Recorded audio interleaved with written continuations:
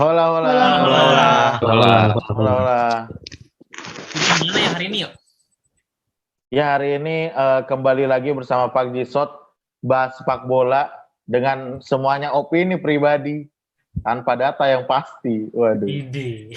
Ya, malam hari ini supaya ini aja nih ya, supaya lebih kenalan, kita kenalan ke satu-satu dulu nih. Apalagi banyak banget wajah baru yang baru masuk dari Discord. Gua mau ke Zahran dulu. Zahran, silakan perkenalkan diri Anda. Nama gua Zahran ya dari Bandung, terus fans Arsenal. Tepuk tangan semuanya. Fans Arsenal. Tepuk tangan. Tepuk tangan fans Arsenal. Mental Anda baja. orang langka ya. Lanjut Awan Reja, silahkan.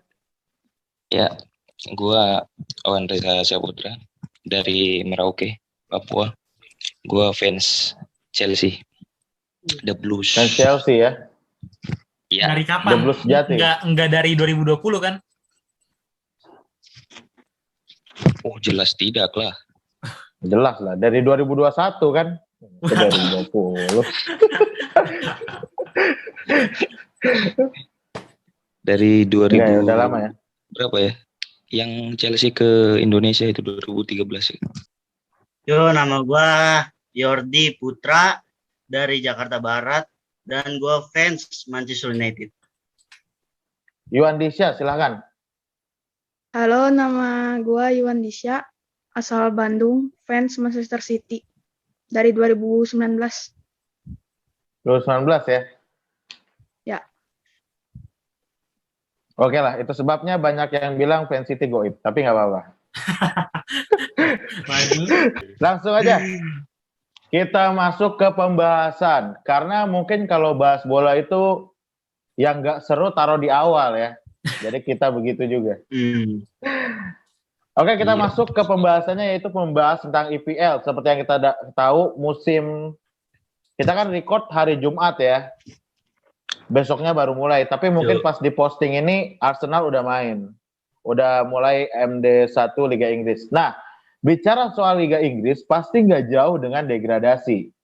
Nah, gue mau ke beberapa orang minta pendapatnya, kira-kira tim mana aja nih yang berpotensi masuk ke zona degradasi. Ya, gue mau ke Owen Reja dulu deh. Owen Reja, menurut lu tim mana aja nih?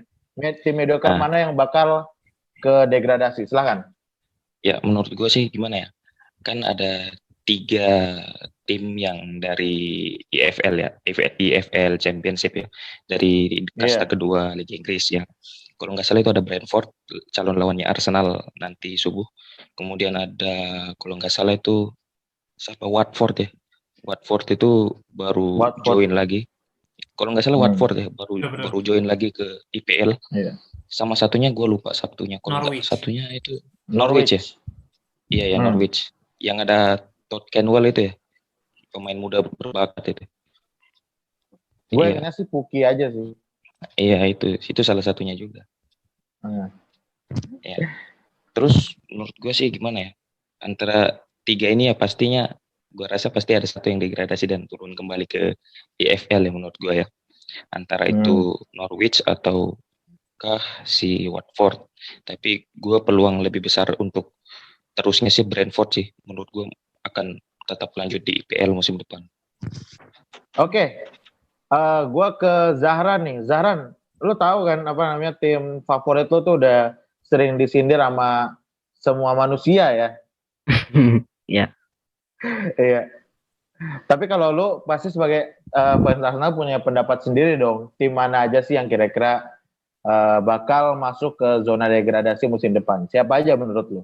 Silakan. Apakah lu menaruh tim lu sendiri? Enggak dong. Lanjut. Kenapa dia bawa tim sendiri? Peringkat 20 si Watford. Soalnya gitu, kayak masih belum siap lah dengan pemain-pemain barunya yang dari Udinese kan dibeli kan. Dari Udinese ke Watford saling tukar-tukaran 19 bakal Norwich itu kayak pemainnya tuh lebih belum siap lah karena kan Euro 2020 kan mereka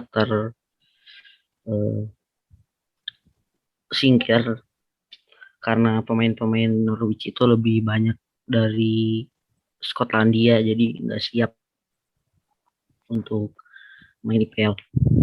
Terus 19 bakal Brentford karena ya belum, cuman strikernya doang yang terkenal, itu aja sih. Oke ya, mungkin gue sekali lagi deh ke Yuan Disa nih. Kepikirannya siapa sih kalau ngomongin degradasi itu? Silakan. Kayaknya bakal Watford sama yang baru-baru itu Norwich sih yang bakal turun lagi. Soalnya kayak gitu-gitu aja terus setiap musim. Terus yang satu Gitu-gitu lagi aja tuh ya? Burnley. Ya, sama Burnley. Burnley ya. Emang mereka tuh misinya emang keluar dari zona degradasi sih. Waduh. Yes. Lanjut nih ya. Kita lanjut pembahasannya ke top 6. Bicara soal degradasi 3 tim terbawah yang akan pindah ke Liga 2-nya Inggris. Sekarang kita berpindah ke utamanya nih, top 6-nya. Top 6. Menurut gue ke siapa ya? Gue ke Bang Vanes dulu. Bang Vanes, menurut lu top 6 IPL nih musim ini siapa aja? Silakan. Ini agak sulit ya, karena kalau kita ngomongin top 6 itu ada beberapa kandidat yang sangat kuat. Kuat. Kalau gua dari peringkat 6 dulu ya. Peringkat 6 gua ngelihat kayaknya sih kayak sih Sabar. Tottenham. Sabar. Kayaknya Tottenham deh. Oke. Kalau Harry Kane bertahan, catatan tuh ya. Kalau Harry Kane nggak bertahan, Arsenal yang ngisi ke-6. Zahran terlihat senang sekali di sana. Kenapa Anda? Cuma 6 Zahran, kenapa senang Zahran? Peringkat 6 aja senang banget. Ya, ada nih. Kelihatan lah dikit. Itu kalau Harry Kane nggak bertahan ya. Jadi Arsenal yang menurut gue di peringkat 6. Peringkat 5-nya menurut gue lagi-lagi gue ngerasa Leicester sih. Iya. Gue ngerasa Leicester karena mungkin dia bisa di match day ke-20 sampai 30 mungkin dia bisa bertahan di peringkat 2, 3, 4 atau 1. Tapi ketika udah MD terakhir yang mengandalkan mental, Leicester kata gue nggak ada mental UCL sama sekali. Begitu lagi dia bakal sama lagi kepleset lagi di match day terakhir. Tapi kalau bisa ya good for you ya. Peringkat 4 gue ngerasa peringkat 4 ini udah masuk zona UCL ya. Peringkat 4 ini gue ngerasa Liverpool. Ini udah bagus banget ya Liverpool ya. Menurut gue peringkat 4.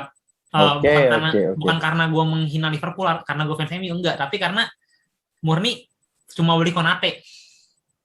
Dan kenapa bisa peringkat 4? Ya ketolong sama Jurgen Klopp ya. Karena kalau Jurgen Klopp masih ngelatih sampai akhir season, bisa lah untuk ke peringkat 4. Tapi lagi-lagi untuk berharap lebih nggak bisa kalau cuma ngandalin datangin Konate doang. Gitu ya. Iya. Tapi kalau tiba-tiba bisa datangin beberapa pemain lagi yang kualitasnya top Marco top, bukan nggak mungkin Liverpool peringkat 2 atau 1 gitu ya. Gua ke peringkat 3 ada Chelsea. Peringkat 3 ada Chelsea, pembeliannya lumayan oke. Udah gitu datangin Lukaku juga. Gue yakin harusnya Kai Havertz juga masih makin matang ya dibanding musim-musim sebelumnya. Cuma gue ngerasa Chelsea bukan tandingan untuk peringkat 1. Peringkat 2-nya Manchester United. Gue tidak menaruh tim gue di peringkat utama. Peringkat 2-nya Man United. Lumayan. Karena beli Jadon Sancho, beli Rafael Varane, tapi itu tetap nggak bisa nandingin Castle-nya, nandingin benteng kekuatannya Manchester City yang udah dibangun dari lama sama Pep yang menurut gue sampai 2-3 tahun lagi Man City bakal tetap 1-2 lah.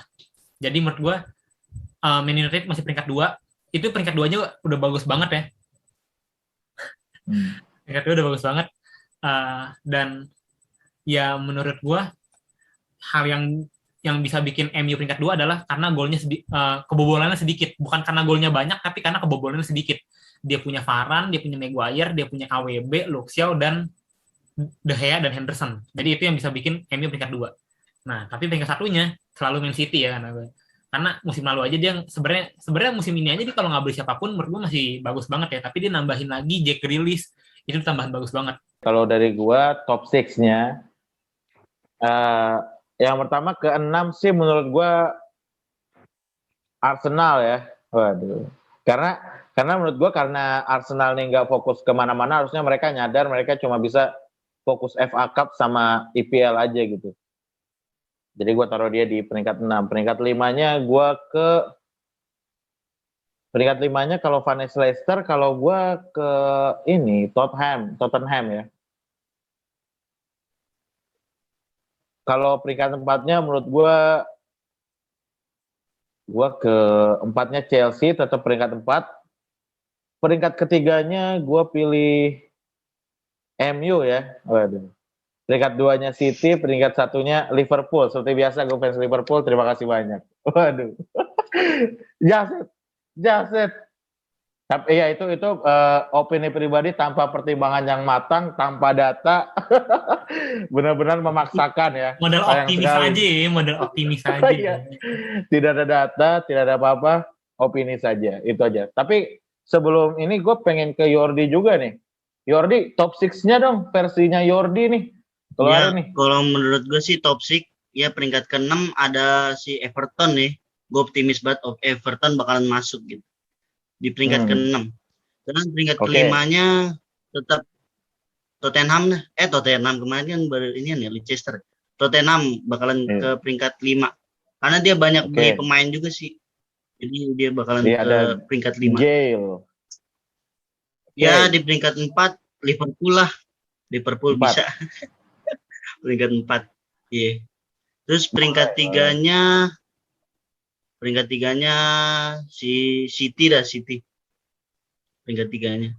Wow. Ini kaget sangat berbeda. Nah, City juga udah beli Grealish. Dan peringkat keduanya ada Chelsea. Peringkat keduanya masih MU. Karena gue optimis MU bakalan fokus ke UCL dibanding ke EPL. Dan peringkat 1-nya ada Chelsea yang juara. Karena Chelsea udah beli Lukaku, optimis banget Chelsea bakalan juara lagi. Walaupun gue fans MU ya, tapi gue ngedukung Chelsea bakalan menang. City peringkat 3 kata dia alasannya karena beli Grealish. Waduh. Iya juga ya.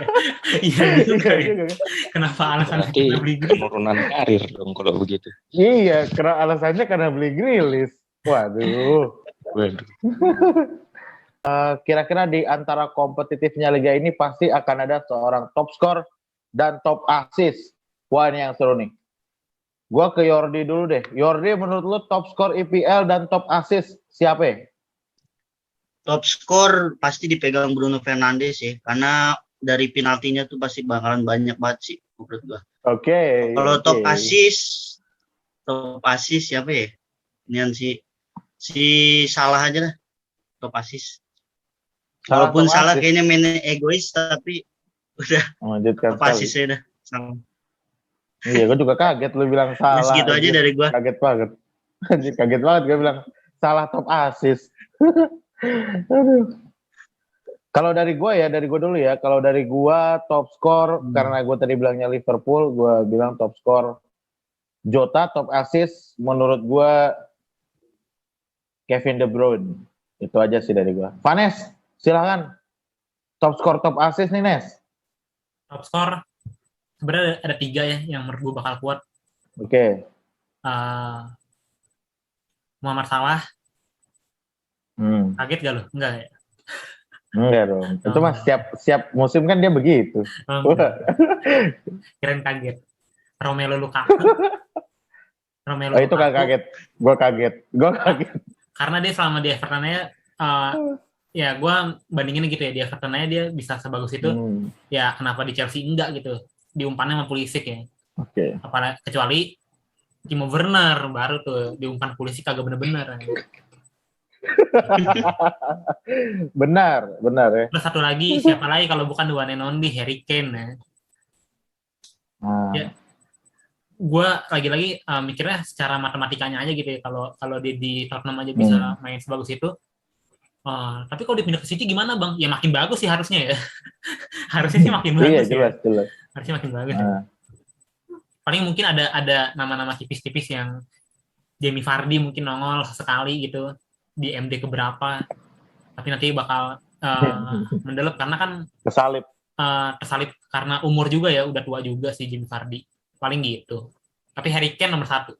Terus top assist antara Bruno di peringkat 2 sama De Bruyne peringkat 1. Mungkin beda tipis. Dan segitu aja. Oke. Terima kasih Vanes. Pede banget Lukaku ya.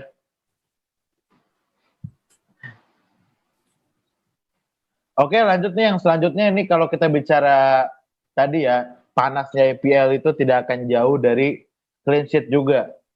Menurut gua kalau clean sheet itu kerja sama tim ya, antara dari pemain gelandang sampai pemain belakang itu sebenarnya 11 pemain ini berpengaruh kepada clean sheet.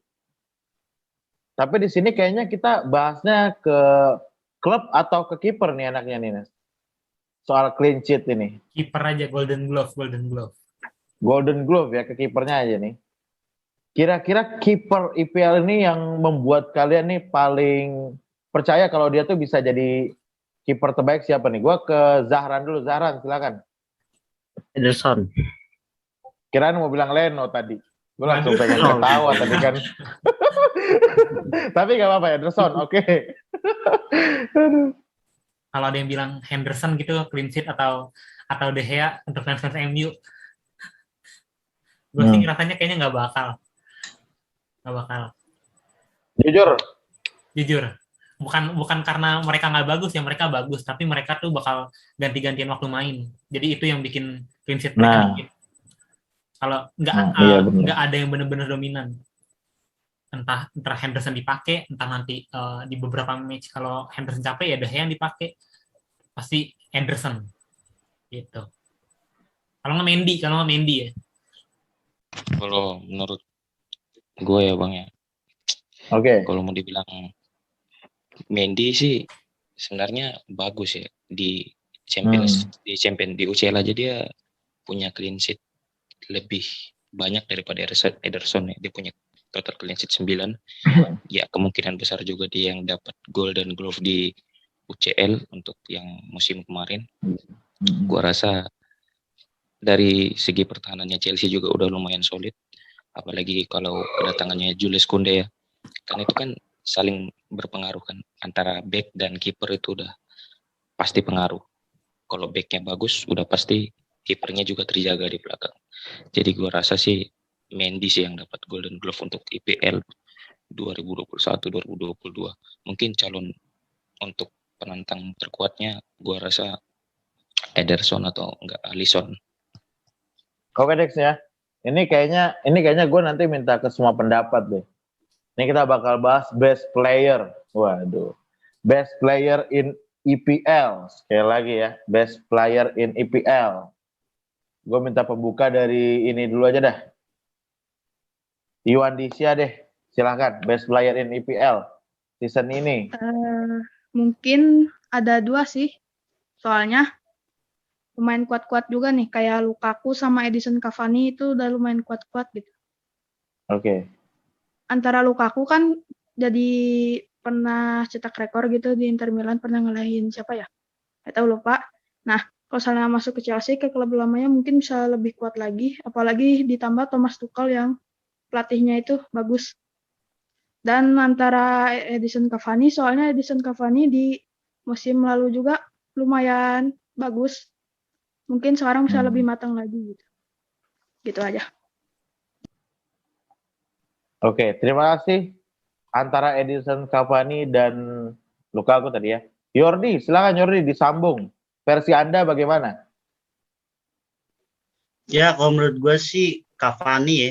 Cavani sama si Salah best player menurut gue. Karena permainan Cavani tuh sejak perform pertama aja udah kelihatan. Pertama kurang gitu. Pas keduanya lawan Everton itu mainnya udah lumayan kelihatan. Dan Muhammad Salah kita tahu sendiri ya, mainnya juga keren gitu. Tapi yang bakalan jadi best player dia berdua. Dia berdua satu-satu. Ya, dari segitu dari gue. Coba kok ke ini deh, Vanes deh. Vanes, best player dah. Siapa menurut lu? Antara De Bruyne or Bruno Fernandes. Iya. De Bruyne, Bruno Fernandes. Iya. Kenapa lu bisa sepede itu De Bruyne Bruno? De Bruyne pasti bakal tetap seperti melakukan tugasnya seperti biasa gitu ya. Ngasih juga, gol juga lumayan, jalanin jadi motor dari penyerangannya si City itu udah nggak usah diomongin, pasti jadi salah satu yang kandidat terkuat. Terus dua Bruno bisa aja kan, top asisnya emang De Bruyne tapi top asis keduanya Bruno. Top skornya emang Harry Kane, top skor keduanya Bruno, kan nggak ada yang tahu ya. Nah, kalau dia bisa nge-GB MU seperti tahun 2020 waktu musim pertama kedatangannya, bisa bermain sebagus itu, bisa juga Bruno. Walaupun si MU gue taruh di peringkat 2 ya. Gitu. Bisa ya. Owen Reza gimana Owen Reza? Ada pendapat lain? Menurut gue kalau best player ya bisa diambil dari back, bisa diambil dari kiper, bisa diambil dari sisi midfielder, bisa diambil dari striker ya. Dari 2 season sebelumnya kita tahu kalau back jadi pemain terbaik. Gue rasa sih musim ini akan jatuh ke pemain tengah seperti Bang Vanes bilang tadi ya, kayak De Bruyne atau Bruno Fernandes, bisa jadi ke Jorginho, bisa jadi ke N'Golo Kante, bisa jadi ke Calvin Phillips. Ya kita kan nggak tahu siapa tuh performa pemain. Waduh. Bisa jadi. Bisa jadi loh, betul, bisa jadi. The next nomor 10-nya Arsenal ya. Keramat juga tuh nomor 10 di Arsenal. Tapi ya menurut gue sih lebih condong ke yang katanya Bang Vanes tadi, Bruno Fernandes atau Kevin De Bruyne. Antara 2 itu sih. Gimana Zahran? N'Golo Kante sama Kai Havertz. Ya kalau N'Golo Kante sih tahu lah udah 3 gelar juara, meskipun ya tidak menang Euro 2020 ya tetaplah dia the best. Yang dari klub favorit Anda tuh kenapa tidak Anda bangga-banggakan di sini loh? Belum waktunya. Itu punchline loh. Punchline. Oke, kalau menurut gue sih ya best player menurut gue, jangan Liverpool. Aduh, siapa ya? Kante lah, menurut gue Kante lah ya. Karena menurut gue mungkin musim ini Chelsea bakal bersinar lagi ya.